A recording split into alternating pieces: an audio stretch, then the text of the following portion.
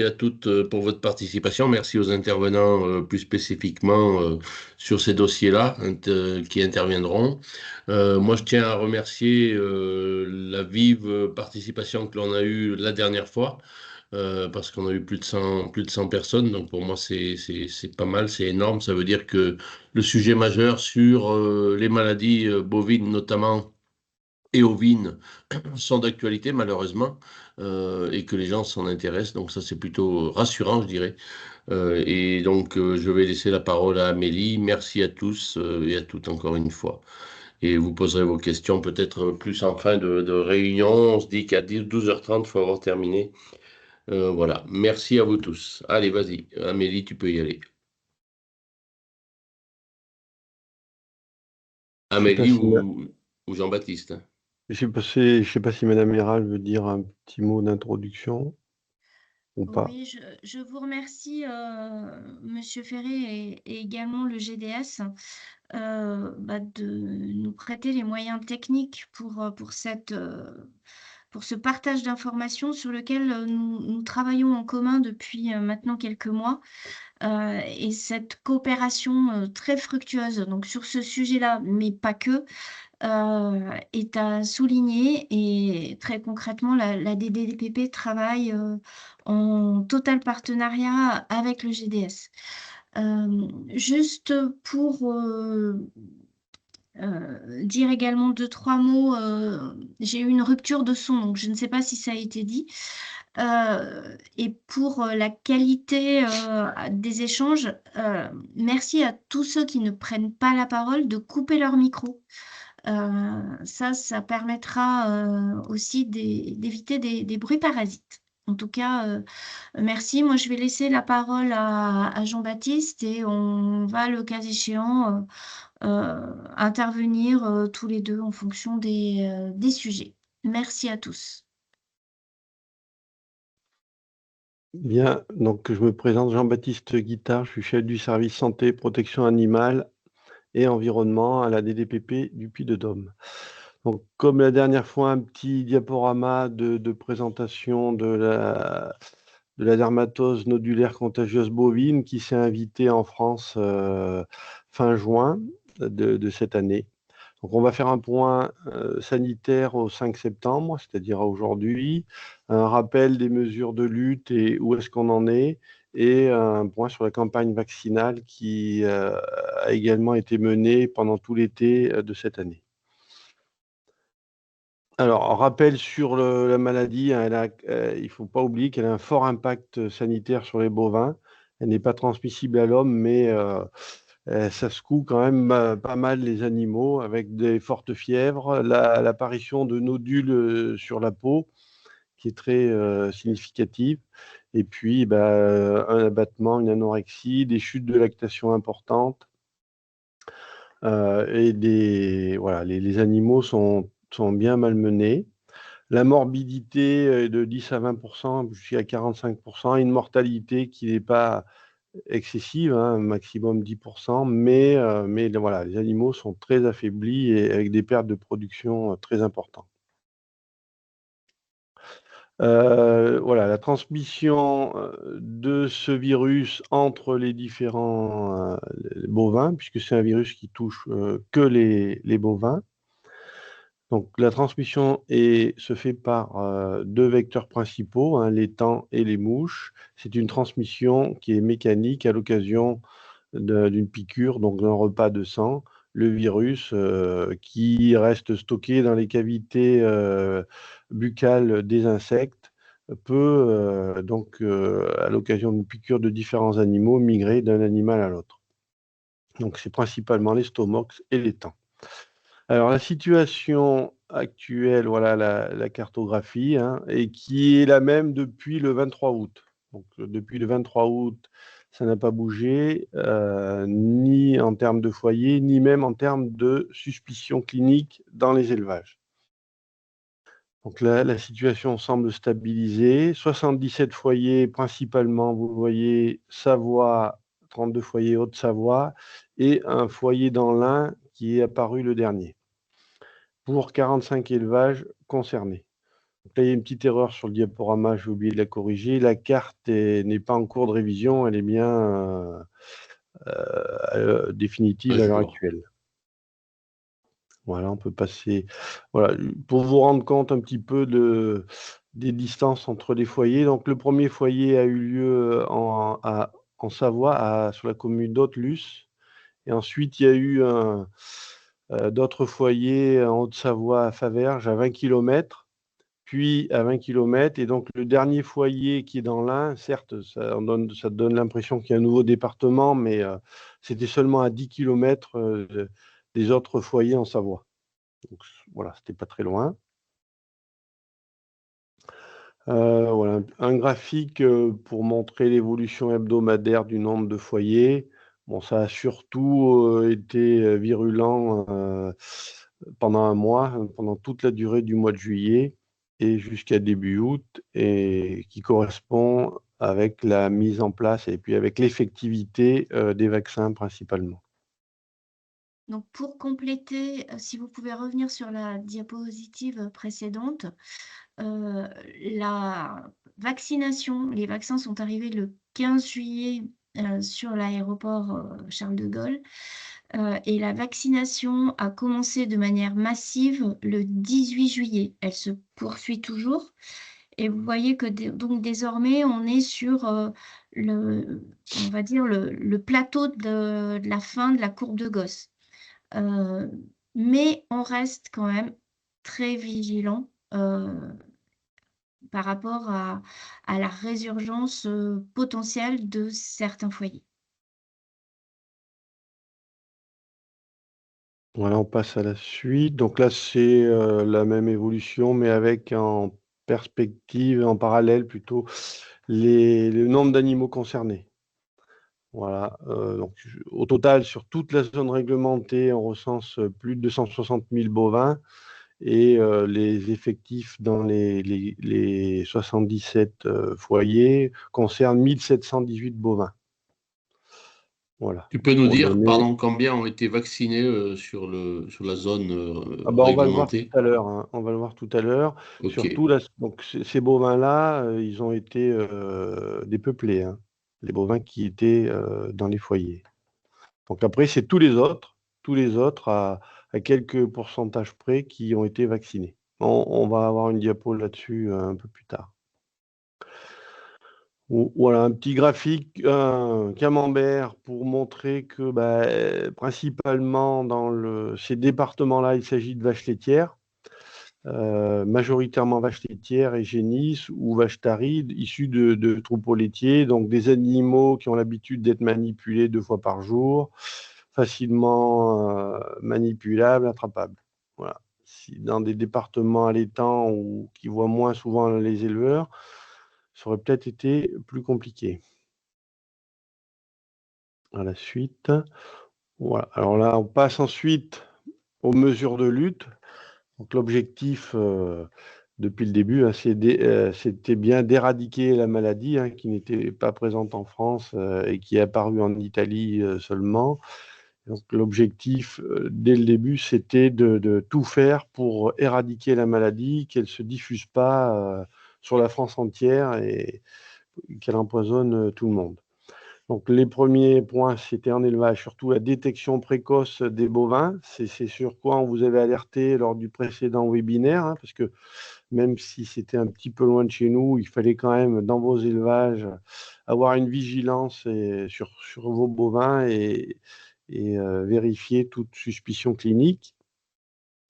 En cas de suspicion, une analyse rapide par les laboratoires. Donc, au début, il y avait un seul laboratoire à Montpellier, puis 2 laboratoires de proximité ont été agréés dans l'Ain et dans la Savoie pour aller plus vite, pour avoir les résultats. En cas de confirmation d'un foyer, donc, il a été mis en place un dépeuplement de tous les bovins de l'unité épidémiologique infectée. Donc ça a un petit peu posé question. On en avait parlé aussi lors du précédent webinaire. Hein. Mon collègue Christophe Souche, qui avait été sur place, avait fait un témoignage sur le sujet. Et donc, c'était une des conditions de maîtrise de la maladie sur le territoire. Parallèlement, en dehors des élevages, mais dans la zone réglementée, c'est-à-dire dans la zone de protection à 20 km et dans la zone de surveillance à 50 km, qui fait très loin, hein, on l'a vu sur la carte. Donc une interdiction et limitation des mouvements de bovins, notamment interdiction de sortie de la zone. Une désinsectisation des moyens de transport, visite de surveillance des vétérinaires et une vaccination, comme ça vient d'être dit, rapide et massive depuis le 18 juillet.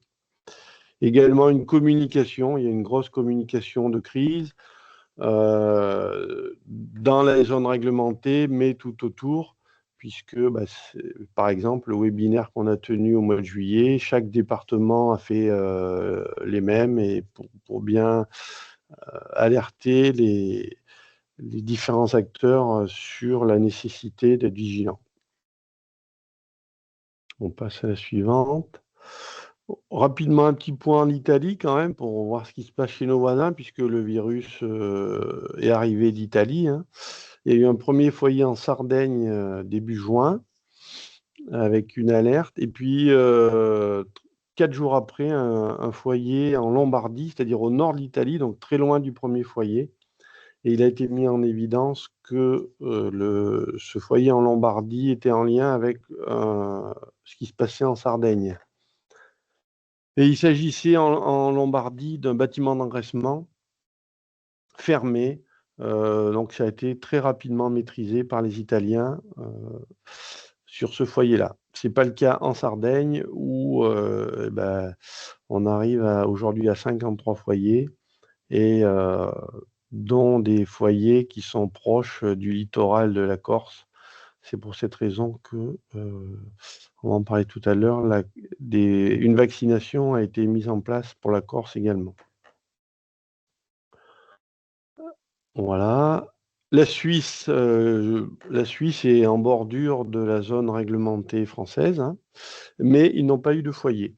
Ils n'ont pas eu de foyer en Suisse et comme nous, ils ont lancé une vaccination obligatoire de 3500 bovins dans le courant de l'été, avec le même vaccin que le vaccin français.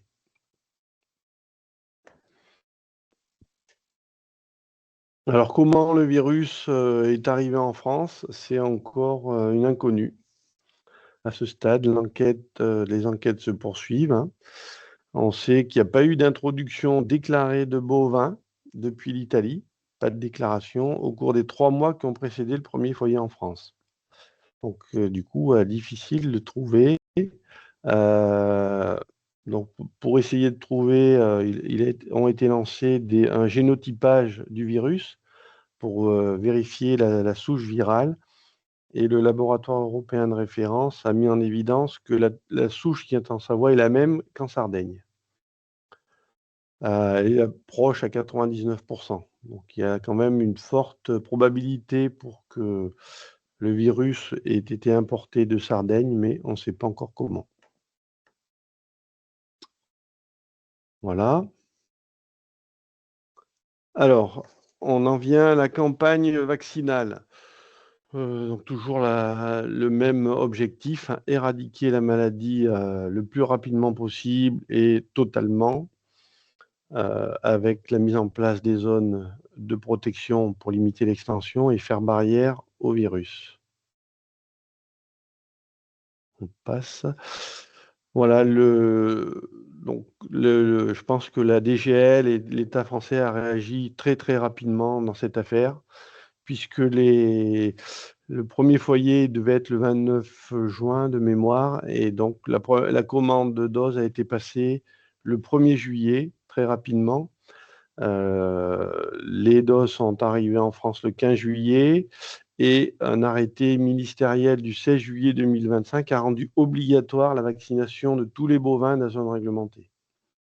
Il était important que ce soit obligatoire pour que tous les bovins soient vaccinés. Et les premières vaccinations ont eu lieu à partir du 18 juillet, c'est-à-dire le vendredi. Alors ensuite, on a une diapo avec un point. Donc, on peut noter une forte mobilisation des vétérinaires, hein. Je ne sais pas si Jean-Marie est arrivé, il pourra confirmer.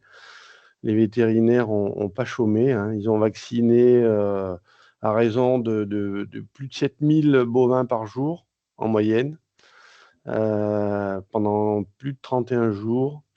Donc environ 225 000 bovins vaccinés, 226 000. Ça, c'était les données hier ou avant-hier. Ça correspond à peu près à 91% des bovins de la zone réglementée initiale. À cela s'ajoute l'extension qui a eu lieu par rapport à l'Ain, et là, la vaccination est encore en cours. Donc, forte mobilisation des vétérinaires pour assurer cette vaccination. Il faut compléter aussi sur le fait que là, c'est sur la base d'une enquête qui a été faite par la DGAL auprès des cabinets vétérinaires. Donc, on a 54 cabinets qui ont répondu à l'enquête sur les 68. Ça ne veut pas dire que les 14 qui restent n'ont pas vacciné. Au contraire, ça veut dire qu'ils n'ont pas répondu à l'enquête. Donc, très concrètement, les taux qui sont annoncés, ce sont des taux minimums.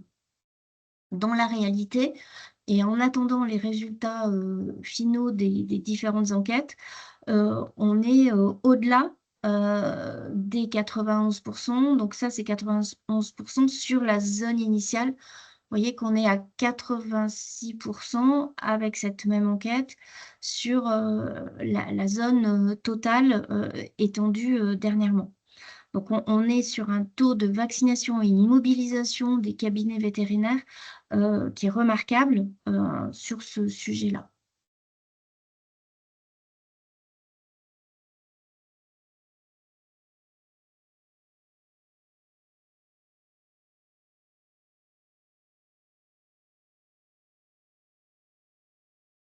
Jean-Baptiste, votre micro est fermé. Pardon. Excusez-moi. Donc voilà, que va-t-il se passer maintenant? Donc, vaccination massive, plus de suspicion. Voilà, on va essayer de voir comment vont se dérouler, surtout pour la zone réglementée, les mouvements d'animaux. Donc, le dépeuplement du dernier foyer a eu lieu, donc dans l'Ain, a eu lieu le 27 août. Le 27 août, ce qui pourrait permettre de lever la zone de protection, c'est-à-dire des 20 km, sous 28 jours, c'est-à-dire vers le 25 septembre à peu près. Dès lors qu'il n'y a pas d'autres cas. C'est-à-dire qu'en fait, chaque fois que l'on a un cas supplémentaire, ça reporte. Et ce que je voulais vous dire aussi par rapport à la vaccination, c'est que du coup, on a au 5 septembre, on a 90% des bovins qui sont considérés comme valablement vaccinés. C'est-à-dire qui sont à 21 jours de vaccination. Et donc d'immunité qui a pu se développer chez eux. Sauf qu'on doit aussi attendre encore 15 à 20 jours du fait du temps d'incubation pour les derniers vaccinés. C'est-à-dire chaque fois qu'il y a des vaccinés, ben, on attend encore pour être sûr que tout ça fonctionne très bien.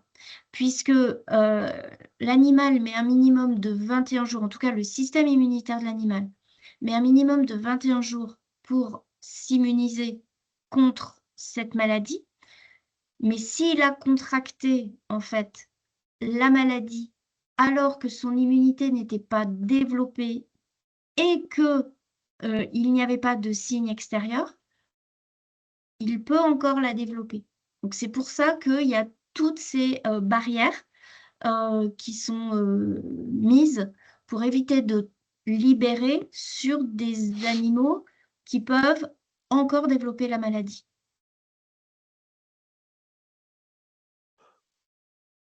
Voilà, donc à partir de ce dernier foyer dépeuplé, court également un délai de 45 jours pour la levée de la zone réglementée. Donc si on part du 27 août, ça nous mène vers le 10-11 octobre, qui pourrait permettre une levée de la zone réglementée. Mais bon, pour l'instant, effectivement, on n'en est pas encore là.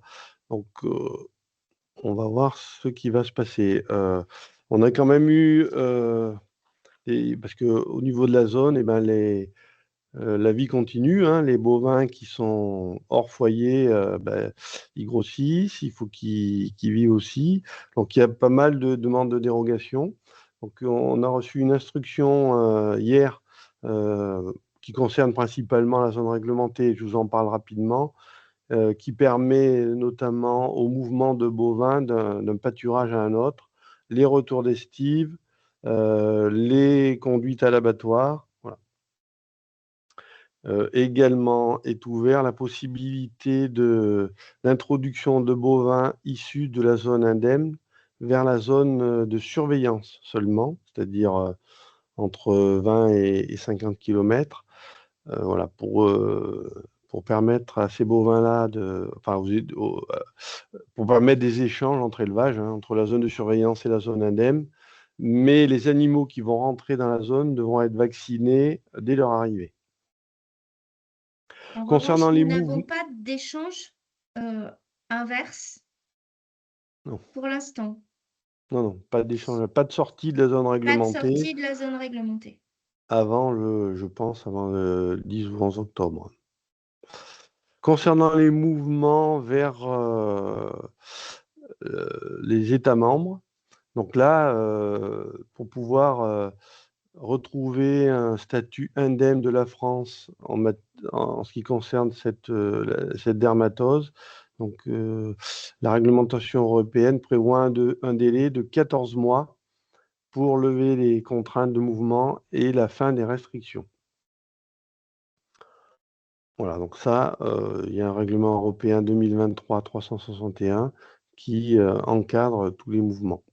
Donc pour l'instant, on en est là, pas de mouvement, pas de bovins qui sortent de la zone réglementée jusqu'à la levée de la zone.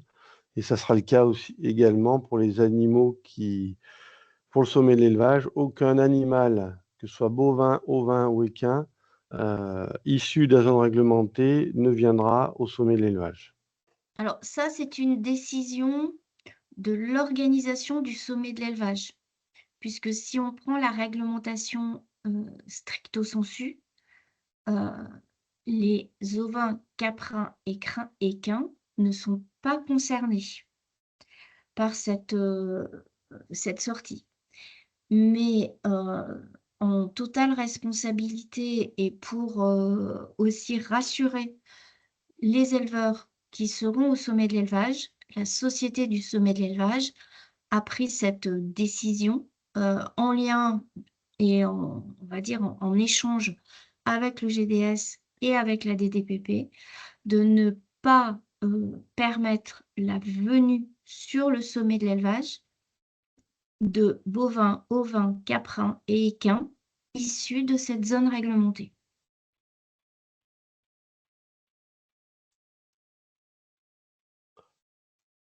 Voilà, j'en ai fini pour cette première partie dermatose. Je ne sais pas comment vous voulez faire, si vous voulez passer à des questions ou au témoignage de Jean-Marie. Bonjour à tous, je suis bien arrivé. Moi, je peux faire le témoignage, même si ça sera rapide, hein. Je suis vétérinaire praticien dans le Puy-de-Dôme, donc j'ai la chance, entre guillemets, si on peut dire ça comme ça, de ne pas avoir été confronté à la maladie, mais en lien direct avec mes confrères de Savoie, puisqu'on fait tous partie du même bureau des GTV Auvergne-Rhône-Alpes. Le but de mon intervention ici, qui sera très rapide, c'est surtout de peut-être tordre un peu le cou à tout ce qu'on a pu entendre dire sur la maladie, avec une communication sur les réseaux sociaux qui nous a parfois, je pense, certainement dépassé. La maladie donc a été découverte fin juin par nos confrères. Clairement, il ne faut pas se mentir, c'est une maladie qu'on a un peu découvert puisqu'on ne l'avait pas sur on l'avait pas sur le territoire français. Donc forcément, comme c'est une maladie qu'on n'avait pas au début, les premières vaches qui sont tombées de cette maladie-là n'étaient pas spécialement tout de suite suspectes de cette dermatose. Et on a eu la chance ou la malchance, ça dépend toujours du point de vue qu'on se place, bien sûr, mais d'avoir un confrère qui a eu l'idée de prélever les nodules qui apparaissaient sur ces vaches avec, à l'époque, pas vraiment d'idée sur ce que ça pouvait être. Et on a eu, du coup, des résultats qui sont tombés quand même globalement très rapidement après les prélèvements, ce qui a pu permettre d'avoir une réactivité par rapport à la lutte de la maladie extrêmement forte. Et du coup, de peut-être aujourd'hui, grâce à ça, se féliciter, en tout cas espérer que la maladie reste le plus confiné possible dans la Savoie et Haute-Savoie et comme l'a dit Jean-Baptiste, dans l'Ain, mais qui reste quand même très proche. Le début de la maladie, forcément, il y a eu beaucoup de débats autour de ces dépeuplements partiels, totaux. Même dans notre profession, on était au tout début forcément un peu pas mal de questions sur la nécessité de développer tout le monde, mais du témoignage qu'ont mes confrères sur l'intensité de la maladie, autant vous dire que quand ils allaient faire des prélèvements sur des vaches malades, la contention n'était pas un problème parce que les vaches, quand elles sont malades, étaient vraiment réellement malades. Et quoi qu'on en dise, elles ne guérissaient pas de cette maladie-là. Et surtout, la rapidité entre le moment où les premiers cas étaient détectés dans des foyers et le moment où le dépeuplement avait lieu, il y avait quand même tous les jours des nouveaux cas. Donc, avec une intensité de transmission de la maladie qui était loin d'être négligeable. Donc, petit à petit, au cours des semaines qui ont suivi les premiers cas, la nécessité et le fait d'approuver le dépeuplement total des foyers s'est fait de toute façon, est devenu comme une évidence.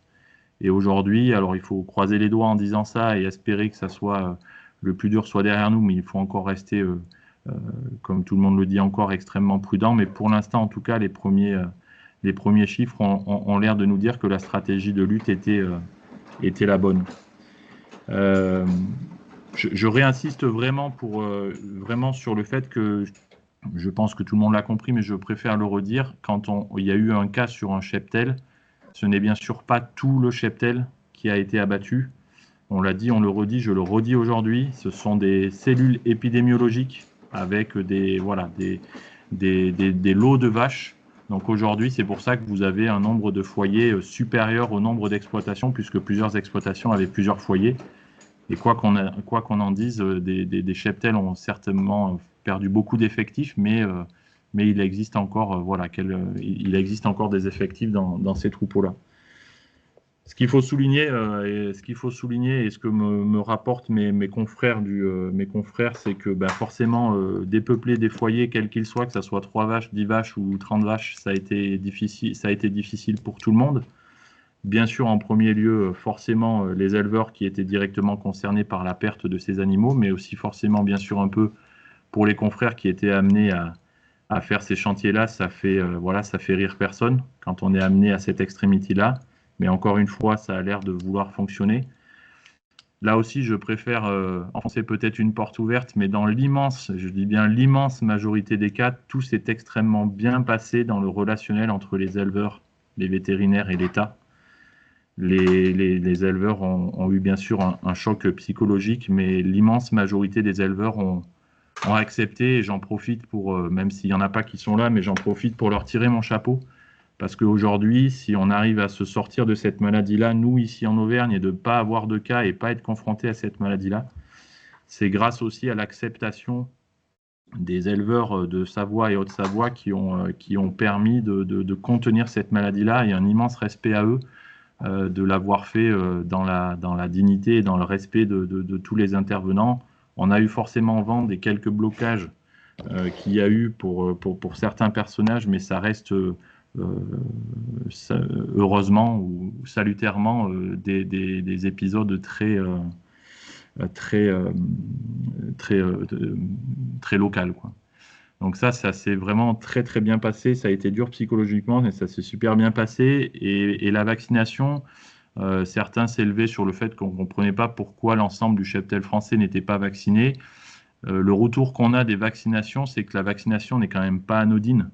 Et on a énormément d'effets secondaires. C'est un vaccin qui est efficace, qui va être efficace, mais les cheptels qui ont été vaccinés ont été quand même un peu secoués, il faut le dire. Il y a eu des effets secondaires, il y a des cas de pharmacovigilance qui sont déclarés.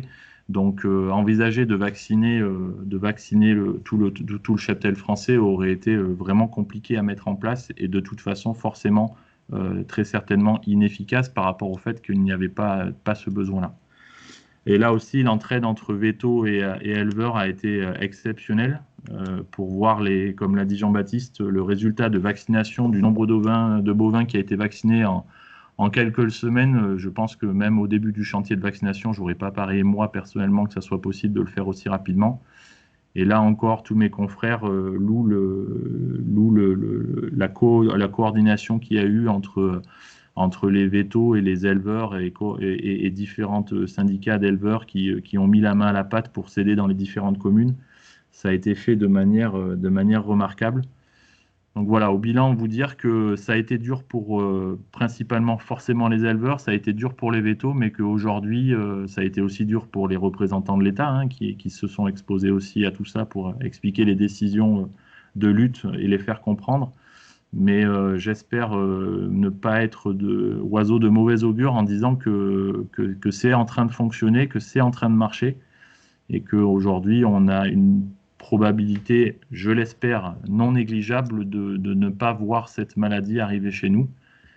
Je croise les doigts et je touche du bois partout autour de moi en disant ça, mais voilà, le combat n'est pas tout à fait gagné, mais en tout cas, on est en train, théoriquement, de prendre le dessus, et il faut continuer de rester vigilant, mais ça a super bien fonctionné. J'excuse du coup Nicolas Berthollet, pardon, hein, qui est vétérinaire en Savoie, qui voulait essayer de venir témoigner, puisqu'il aurait été forcément bien plus légitime que moi, mais vous l'aurez compris, les journées sont chargées tout de suite là-bas, et donc du coup, c'est moi qui le remplace pour faire ce témoignage-là. Je vous remercie, monsieur Ferraton, pardon, excusez-moi. Très concrètement, on n'en serait pas là sans la solidarité qu'il y a eu à la fois entre les éleveurs, à la fois entre les éleveurs, les vétérinaires et l'État. Il faut savoir, alors on l'avait déjà dit au mois de juillet, mais que nos agents, enfin, en tout cas les agents des DDPP et des DETSPP de Auvergne-Rhône-Alpes, mais pas que, parce que d'autres agents, d'autres départements assez loin sont venus prêter main forte à nos collègues, que pour personne, que ce soit les éleveurs, que ce soit les vétérinaires, que ce soit les services de l'État, il n'y a pas eu de samedi, il n'y a pas eu de dimanche, il n'y a pas eu de vacances. Cet été, on était et on veut rester vigilants, tous focalisés sur la lutte contre cette maladie au bénéfice de tous et pour qu'elle ne s'étende pas. Donc là, y compris au niveau du ministère, au niveau de la DGAL, tout le monde a été focus, des mesures d'accompagnement ont été mises en place. Alors certes, ça ne remplace pas les animaux, mais concrètement, on est tous encore focus sur le fait que cette maladie ne doit pas, puisqu'on a des mesures de lutte efficaces et aujourd'hui, ce que l'on a, on ne veut pas crier victoire, on ne veut pas porter malchance, mais la situation nous permet de dire qu'on a déjà fait une grosse part, et quand je dis nous, c'est tout le monde, hein, vétérinaires, État, éleveurs, organisations professionnelles, GDS locaux, on a tous été focus pour lutter et éviter l'extension de la maladie. Aujourd'hui, je veux aussi vous dire, parce qu'on ne l'a pas dit, il y a eu un comité national d'orientation de la politique sanitaire et vétérinaire la semaine dernière avec une vaccination préventive qui est mise en place uniquement pour les bovins qui sont en Corse, puisque eux sont à 12 km de la Sardaigne. Alors certes, il y a la Méditerranée, il y a encore quelques cas en Sardaigne, et en fait, il y a une vaccination préventive qui est mise en place pour tous les bovins corses. Donc là, parce qu'il y a l'analyse de risque fait que on ne voudrait pas non plus que ça s'étende à la Corse et qu'il y a une probabilité d'extension. Et c'est pour ça que vos collègues, Monsieur Ferraton, sont en train de vacciner les bovins corses à l'heure qu'il est. Donc là, on a une stratégie qui est vraiment une stratégie d'éviter au maximum toute extension. Et malheureusement, ça a dû en passer par ces deux piliers que sont d'une part le dépeuplement et maintenant la vaccination. Alors oui, notre statut indemne ne sera recouvré que 14 mois après les levées de zones.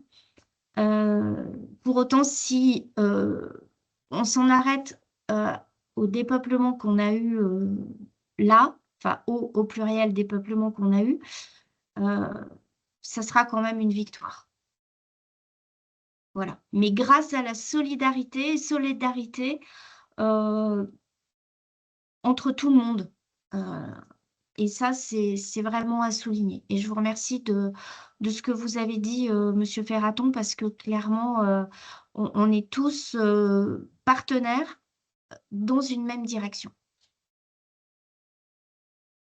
Ok, merci. S'il y a des questions là, parmi les participants, peut-être là sur la DNC, n'hésitez pas. Levez la main et on vous donnera le micro. Charlotte Roll. Charlotte, bonjour. Vas-y. Charlotte. Oui, bonjour, excusez-moi, j'ai activé le micro. Charlotte Roll, oui, pour la presse agricole du Massif central. Je voulais juste savoir, pour la Corse, ça représente combien de vaccinations qui sont en train d'être réalisées, si vous avez un chiffre? Alors, très concrètement, aujourd'hui, je n'ai pas les chiffres. On peut se renseigner et vous le faire passer. D'accord. Oui, non, c'était à titre personnel. Je voulais voir à peu près combien il y avait d'animaux ou de bovins qui seraient vaccinés. Merci. J'aurais tendance à dire qu'il faut peut-être voir les communiqués de presse. Je ne les ai pas en tête, là. D'accord, merci. Est-ce qu'on a quelques éléments sur un diaporama? Il y aurait, sur le périmètre corse, il y aurait 40 000 bovins vaccinés dans un peu moins de 1000 élevages et D'accord, 22 cabinets vétérinaires. Ok, je ouais. vous remercie. Ok, d'autres questions?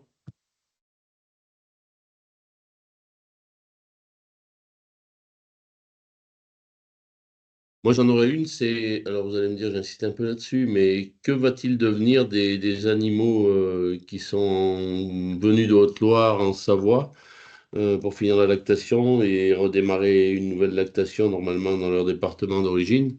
Donc, il faut bien attendre la date de mouvement. Et est-ce que vous pouvez repréciser la date des mouvements autorisés sur ces secteurs-là?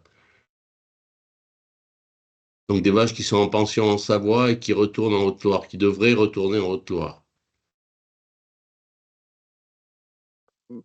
Bah là, pour l'instant, il est pas prévu qu'elles puissent sortir de la zone réglementée, hein. Ok.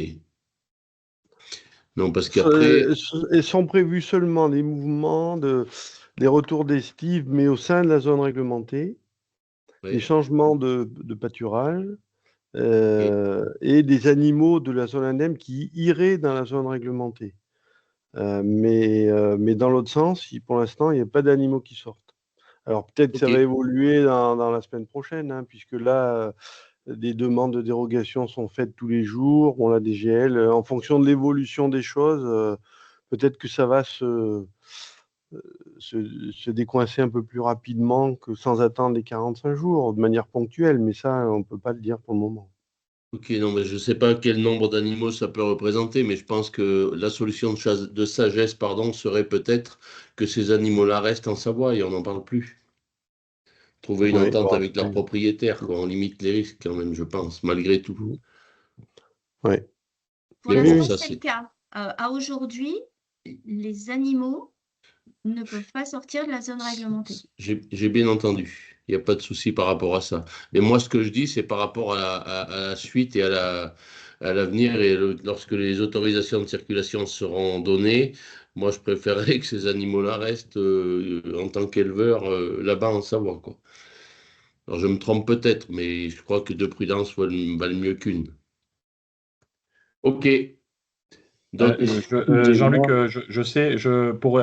répondre, mais je ne sais pas où ça en est, mais dans les réunions, il était question justement d'essayer, mais je dis ça avec beaucoup, beaucoup de précautions, de trouver des solutions de stocker ces animaux-là, Ouais, ça me rassure. Ouais. notamment, et puis les volétiers aussi, les volétiers qui naissent et qui doivent partir, de trouver en fait des circuits de sortie de ces veaux-là beaucoup Locaux. plus sécurisés pour pas qu'ils partent à droite et à gauche. Mais des dernières réunions, c'était encore dans les tuyaux, mais c'était aussi compliqué à mettre en place pratiquement parlant, quoi. Ok, merci Jean-Marie. Mais je pense que là-dessus, il faut qu'on soit très, très prudent, prendre son temps et organiser les choses comme elles doivent s'organiser. Parce que là-dessus, je pense qu'on mettrait quand même en avant des risques. Voilà, je clôt le débat là-dessus. Charlotte, tu as une autre question, s'il te plaît. Oui, je voulais revenir sur la décision du sommet de l'élevage, donc de l'organisation du sommet d'élevage, d'interdire bien évidemment donc les bovins qui viendraient des zones réglementées, Savoie, Haute-Savoie et Ain. Et est-ce qu'il y a une exigence du sommet de l'élevage pour l'ensemble des autres bovins qu'ils soient vaccinés avant d'arriver dans les halles du sommet de Alors, l'élevage? tu veux dire vacciner C'est-à-dire qu'il n'y aura pas d'animaux qui viendront de la zone réglementée, ça c'est entendu, oui. mais pour tous les autres animaux qui viennent de France, des autres régions de France, est-ce qu'il y a une obligation qu'ils soient vaccinés quand même par anticipation contre la DNC? DNC. Alors non, puisque de toute façon, les vaccins, si je me trompe, vous me reprendrez, mais les vaccins ne vont que dans la zone réglementée dans un premier temps. Et ensuite, Oui, la Corse, on l'a dit par rapport à oui, l'extension ça sur d'accord. l'aspect Sardaigne, Ouais, notamment Italie. Après, le reste, si tu veux, il n'y a aucun vaccin qui circule hors zone réglementée et cet d'accord. Même pour ce aspect genre Corse, je pense, hein. d'événement. Oui. D'accord. Ok. Non, Donc, non, ce en qu'il faut... fait, c'est très clairement ça. C'est-à-dire que les vaccins sont réservés à la vaccination obligatoire Hmm, dans la zone réglementée et en Corse. Voilà. d'accord. Il n'y a pas de motif à aujourd'hui, au 5 septembre, de faire de la vaccination préventive ailleurs. Ok. Et comme l'a rappelé Jean-Marie Ferraton, vacciner n'est pas anodin pour un animal. C'est-à-dire qu'on est sur un vaccin inactivé. Donc, c'est un vaccin qui induit des réactions. Donc, on vaccine à bon escient. Et le Mhm. bon escient, c'est la zone réglementée et la Corse. Ok. Oui, voilà. Les autres n'ont pas de motif valable. Alors, sauf à ce qu'on ait un foyer qui apparaisse, Oui, je ne sais trop bien où. sûr. Mais en fait, les autres n'ont pas de motif valable et ils ne seraient même pas légitimes à aujourd'hui pour qui que ce soit de demander la vaccination d'animaux qui ne sont ni dans la zone réglementée, ni en Corse. Ok. Oui, merci, merci Madame Héral. Juste ce qu'il faut bien retenir, Charlotte, et c'est ça qu'il faut redire, c'est que tous les animaux, quels qu'ils soient, quelque espèce que ce soit, ne bougeront pas de la zone réglementée et ne viendront pas sur le sommet de l'élevage. Et ça, Oui, c'est important. oui, ça je l'ai bien entendu. Ok. Voilà, merci. Merci. Alexis, Alexis, Oui, bonjour Alexis Chabrol. Donc pas de vaccination pour le sommet. Est-ce qu'il y a quand même un protocole de désinsectisation comme ça avait été le cas pour la FCO? Ah oui, mais la FCO est toujours présente, FCO et notamment le Macheux. 3, on va le voir. Donc les consignes de désinsectisation des animaux et de nettoyage, désinfection, désinsectisation des véhicules sont bien sûr demandées par le sommet de l'élevage, hein, puisque oui, oui, c'est toujours en place pour tous les animaux qui vont arriver sur le sommet. Ok, merci. D'autres questions et on continue d'avancer sur d'autres sujets si vous voulez. Voilà, on va faire le point de situation sur la FCO et MHE. Amélie, peut-être, ou je ne sais pas qui est-ce qui prend la parole, toujours Jean-Baptiste. Oui, ben, c'était l'occasion de vous parler un petit peu de ces maladies-là. Chaque semaine, on a une cartographie nationale qui est proposée, puisque chaque département fait remonter tous les foyers de la semaine via un logiciel informatique. Donc, ça permet d'avoir une visibilité nationale de l'évolution des différentes maladies. Alors voilà, vous voyez que pour la MHE, depuis le 1er juin, on a seulement 2 foyers en France. Et je vous ai remis également le zonage de la zone qui s'appelle une zone régulée, à la différence de la dermatose, puisque les 2 maladies ne sont pas classées, enfin, sont pas considérées de la même manière. Voilà, donc pour la MHE, je ne sais pas si vous vous rappelez, au mois de janvier-février, on a mis en place une stratégie vaccinale avec une barrière vaccinale à la frontière du zonage que vous voyez. Voilà, donc ça a été fait dans le Puy-de-Dôme et dans les autres départements. Et pour l'instant, il semble que cette barrière vaccinale mise en place a l'air de fonctionner, puisque depuis le 1er juin, pas de nouveaux foyers, enfin seulement 2 foyers, pas de nouveaux départements infectés. Voilà, donc ça c'est plutôt encourageant. Par contre, sur la FCO, le sérotype 3 circule encore beaucoup en France, principalement Normandie et Bretagne, des zones qui n'étaient pas touchées l'année dernière, donc potentiellement qui n'ont pas vacciné. Et du coup, cette année, ils se retrouvent un peu dans l'œil du cyclone. Donc, on a entre 500 et 600 foyers par semaine là, depuis 3 semaines, 1 mois. Et on a quand même le virus circule dans le département du Puy-de-Dôme. On a 17 foyers à ce jour, quelques 3 ou 4 suspicions en cours. Et voilà, bon, le sérotype 3 circule dans le département, on en détecte aussi au mouvement. Mais donc soit principalement, il s'agit d'élevage d'animaux non vaccinés, au moins pour les foyers qu'on a. Mais voilà, il y a aussi quelques animaux vaccinés qui ont pu contracter le virus, parce que le vaccin réduit la virémie, mais ne la supprime pas totalement. Voilà, quant au sérotype 8, également, c'est la Bretagne qui est très touchée, par manque de vaccination, certainement. On a à peu près 200 foyers par semaine, et là, vous voyez toute la partie est de la France qui a été touché l'an dernier et qui a vacciné, il y a très peu de circulation du virus. Dans le département, on n'en a pas eu depuis le 1er juin. Jean-Baptiste, j'en profite pour Est-ce que tu peux rappeler en fait les règles et les prises en charge qui existent pour par rapport aux suspicions cliniques, aux suspicions que les éleveurs pourraient avoir en élevage, et quelles sont les règles à suivre et quelles sont les prises en charge qui accompagnent ces suspicions? Alors, pour ce qui est effectivement, donc l'an dernier était prise en charge la visite du vétérinaire pour les suspicions cliniques, seulement, la visite du vétérinaire et l'analyse du laboratoire. Il y a eu beaucoup de foyers, l'an dernier, on était à plus de 700 foyers, pratiquement 800. Donc France entière, ça a coûté très cher. Du coup, la DGL a organisé différemment cette année, notamment en distinguant deux périodes dans l'année. Une période à risque vectoriel important, du 1er juin au 15 décembre, et une période à risque vectoriel moins important, en hiver, il y a moins de circulation de moustiques, enfin d'insectes, du 15 décembre au 1er juin.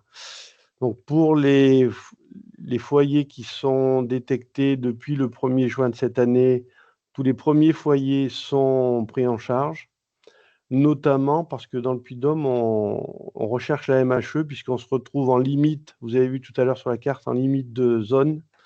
Et donc, potentiellement, si on avait un foyer dans le Puy-de-Dôme, ça pourrait entraîner une modification de zone. C'est pour cette raison que dans le Puy-de-Dôme, on recherche la MHE et on la prend en charge. Par contre, pour la FCO, dès l'instant où un premier foyer a été détecté depuis le 1er juin dans un élevage, on ne refinancera pas une deuxième recherche de FCO d'ici le 15 décembre. Voilà, je ne sais pas si ça... Là, le témoignage, ça nous concerne un peu plus directement. La principale chose sur laquelle je peux vous alerter, c'est qu'il semblerait quand même que bon, le gros passage de FCO 8 l'année dernière, la clinique était plutôt bien décrite et même l'ensemble des éleveurs presque détectaient les vaches un peu toutes seules.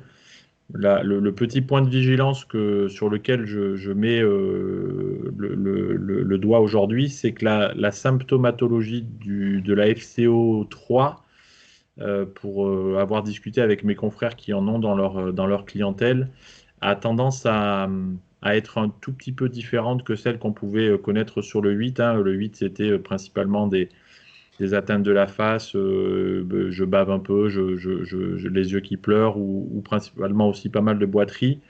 Là, en fait, on a surtout des vaches qui ont des problèmes pulmonaires un peu plus importants, notamment sur des laryngites ou des choses comme ça. Hein. Pareil, là, les premiers cas de 3 qui sont sortis pour le Puy-de-Dôme, mes confrères qui l'ont sorti ne pensaient pas tout de suite à la FCO3, ils pensaient à des passages grippaux un peu classiques de saison quand on a des journées chaudes et d'autres plus humides et plus froides, donc on a pas mal de grippes qui peuvent s'installer sur les troupeaux. Et là, on avait beaucoup moins d'atteintes de la face que ce qu'on pouvait avoir avec le 8, pas trop de boiterie, mais vraiment par contre des hyperthermies persistantes avec des animaux faisant un peu plus de laryngite que ce qu'on avait l'habitude de voir. Et comme c'est un virus qui arrive, un nouveau sérotype qui arrive sur le département, autant avec la vaccination qu'on avait mis en place et le fait que le 8 soit maintenant endémique, on a quand même des animaux qui sont un petit peu plus résistants vis-à-vis du 8. Là, le 3, en fait, secoue quand même un peu les troupeaux.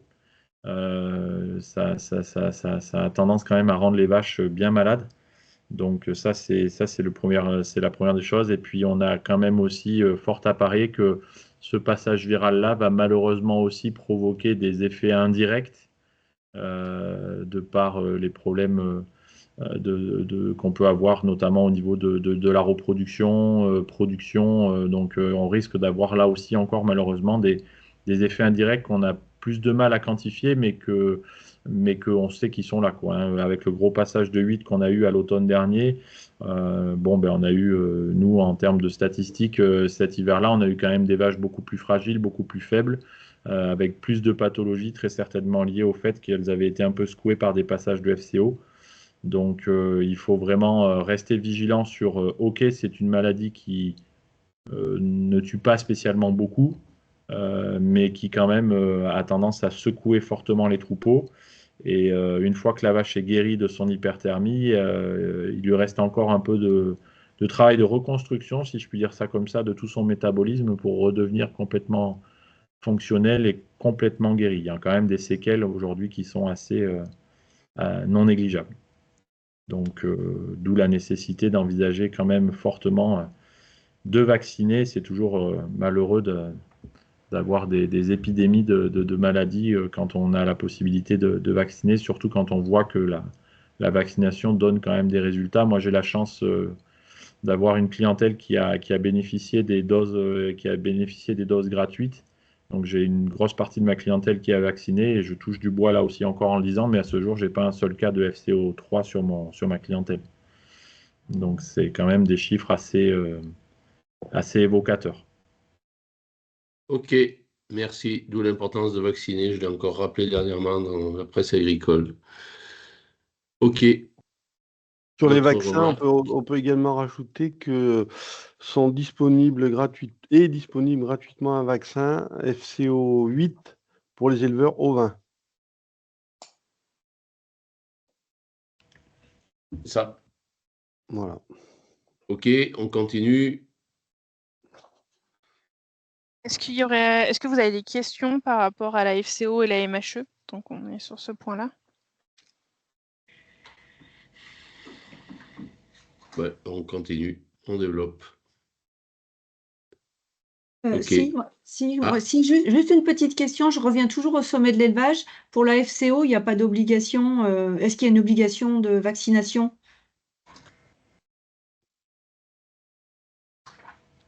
Vous m'avez Jean-Baptiste, entendu? vas-y. Oui. Ouais, Alors, je vais préciser si vous voulez, François Perrault. Ah bah, François est Jean-Baptiste. là, oui. Ouais, je vais préciser. Donc, sur le sommet de l'élevage, au niveau pour avoir suivi les différents échanges, donc sur les bovins, vaccination en FCO 3 et en MHE, donc réalisée par l'éleveur et qui doit être attestée par l'éleveur pour venir au sommet, en plus de la désinsectisation, hein. Et pour les ovins, on est bien sur une vaccination FCO 3 et FCO 8 plus une analyse PCR MHE, ce qui permet en quelque part de créer un environnement sanitaire favorable pour toutes les espèces. D'accord. Merci. Voilà. Ben, François continue sur les rencontres territoriales, du coup. Ah bah oui, parfait. Donc on peut reprendre. Vous avez sous les yeux les dates. On va venir jusqu'à vous prochainement, GDS et Service de l'État des DPP et GTV, dès le 17 septembre. Donc plusieurs réunions. Il y a 8 réunions de prévues. Donc mercredi 17, nous serons à Saint-Gervasy. Donc chaque réunion commencera aux alentours de 10h30. On prendra un café ensemble. Tous ensemble en amont de la réunion. Et ce que l'on vous propose, c'est aussi de passer un temps, au-delà de toutes ces informations qu'on pourra diffuser le jour de cette réunion, mais de passer aussi un temps un peu convivial en fin de réunion avec un buffet et un gâteau, puisque c'est un gâteau, ça sera le gâteau d'anniversaire du GDS, qui est important, puisque nous avons 40 ans cette année. Et donc, l'idée était aussi de passer un temps convivial avec vous et de célébrer ce moment. Voilà. Donc, nous aurons des administrateurs, normalement, à chaque réunion également, en plus de nos intervenants. Voilà, donc après 19 septembre, nous serons à Picherande. 24 septembre, Condat-en-Combraille. Le 26 septembre, Rochefort-Montagne. 29 septembre, Ambert. 30 septembre, Blot-l'Église. 1er octobre, Vivrolles. Et le 3 octobre, sur le secteur de Thiers, on vous donnera le lieu dans nos communications. Donc nos communications, vous recevrez comme d'habitude un SMS d'information. Et on communiquera aussi par voie de presse, notamment sur l'avenir agricole, avec qui on collabore régulièrement sur ce genre de choses. Voilà. On espère que vous serez Ok, parmi nous. merci. Bon, si on a à peu près, oui, voilà, les questions. Donc, s'il y a d'autres questions, et sinon, eh ben, c'est qu'on aura bien travaillé. Il est 12h06. Voilà. Et puis, je pense que juste par rapport au constat, c'est qu'il y a il y a moins de participants parce que je pense que les gens ont retrouvé un peu de sérénité face à cette situation DNC en Savoie et dans l'Ain. Et ça, rien que par ce biais-là, je pense que les gens sont plus sereins et nous-mêmes, on est sereins aussi en tant que responsables parce que je tiens à le rappeler aussi, hein, c'est vrai que ça a été une vraie réussite et une mobilisation de tous et on voit que ça a apporté ses fruits, hein. Donc tous ensemble, on est toujours plus forts. Et ça, je crois que c'est important de le tenir en éveil et de le garder. Et c'est une force que beaucoup, malheureusement, d'autres secteurs n'ont pas. Donc, c'est à saluer, à maintenir. J'espère qu'on n'aura pas à revenir sur ce genre de situation, mais malheureusement, c'est pas garanti. Et quoi qu'il en soit, encore merci à tout le monde parce que ça a été efficace. Avant de vous libérer tous, on voulait vous préciser, en fait, du coup, suite à la crise de la dermatose, en fait, on a un peu évolué nos modes de communication. Donc, désormais, en fait, on vous propose toutes les semaines un point sanitaire. Donc, tous les vendredis, en fait, on vous met à disposition un point sanitaire qu'on enregistre, aussi bien sur notre répondeur au GDS que sur notre site internet et sur YouTube. Donc, n'hésitez pas aussi à aller le consulter parce que voilà, c'est en résumé, en 2 minutes, on essaye de vous faire un résumé de l'actualité sanitaire au niveau national et au niveau départemental. Donc Voilà. concrètement, dans la phase concrète, si je rebondis, merci Amélie pour cette précision. Concrètement, vous pouvez écouter en appelant notre ligne GDS. Vous tapez 6, vous tomberez sur ce podcast directement et vous pouvez l'écouter dans votre voiture, au volant du tracteur, parce que vous êtes tous équipés maintenant de plus en plus de Bluetooth. Voilà. Ok. Donc, je tiens, s'il n'y a pas d'autres questions, eh ben, on va libérer tout le monde. Moi, je tiens encore à remercier la DDPP, Jean-Marie pour ton intervention et tous les gens qui sont intervenus. Encore une fois, je dirais qu'on va se tenir disponible et surtout, on va faire le maximum pour apporter l'information nécessaire à ce que chacun essaie de rester serein et que l'aspect sanitaire évolue positivement. Voilà, si quelqu'un d'autre veut terminer, moi pour ma part, c'est OK. Et encore merci à tous. Merci. Moi, je voulais également vous remercier et remercier l'ensemble, alors les éleveurs pour leur participation, mais aussi le GDS et le GTV pour le partenariat très efficace que nous menons et tous les jours et pas que à l'occasion de la DNC. Merci à tous Merci à vous. et bon courage Ah. à tout le monde. À bientôt. À bientôt, merci, au revoir. Non,